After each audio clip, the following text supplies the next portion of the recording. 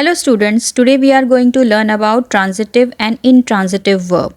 To understand transitive and intransitive verb in a better way, we have to understand what is direct object. The name of a thing or a person, it can be noun or pronoun, which is directly related to the action of the verb is called direct object.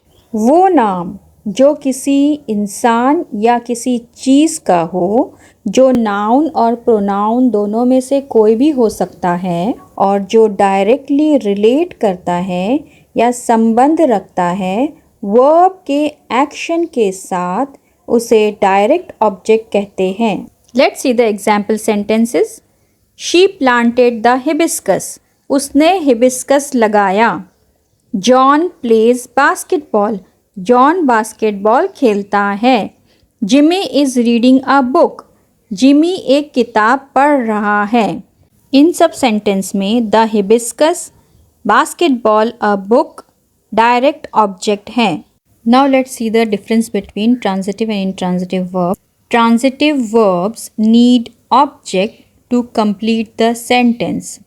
Intransitive verbs does not need object to complete the sentence. To find whether the verb is transitive, ask the question to the verb what or whom. Intransitive verb, it is not needed. Transitive verb को object की ज़रूरत होती है sentence को complete करने के लिए. Intransitive verb को ऑब्जेक्ट की ज़रूरत नहीं होती है सेंटेंस कंप्लीट करने के लिए. सेंटेंस में जो वर्ब है वो ट्रांजिटिव है, इसे पता लगाने के लिए वर्ब से सवाल किया जाता है व्हाट और whom. इनट्रांजिटिव वर्ब में इसकी ज़रूरत नहीं होती है. Transitive verb subject plus verb plus object. Intransitive verb subject plus verb. Examples देख लेते हैं. Rohan rights the poem. यहाँ पे सब्जेक्ट रोहन है, वर्ब राइट्स है और ऑब्जेक्ट द पोएम है. अगर मैं कहूँ इस सेंटेंस को रोहन राइट्स तो सेंटेंस इनकम्प्लीट लगता है. Rohan rights what the poem, now the sentence is complete. उसी तरीके से मॉम वॉश्ड तो सेंटेंस इनकम्प्लीट लगता है. Mom washed what the dishes.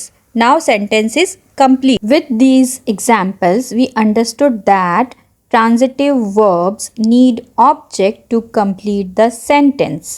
Now let's see the example of intransitive verb.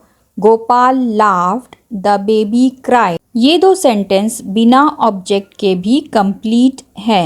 इससे हमें ये पता चलता है कि इंट्रांजिटिव वर्ब के लिए ऑब्जेक्ट का होना ज़रूरी नहीं है.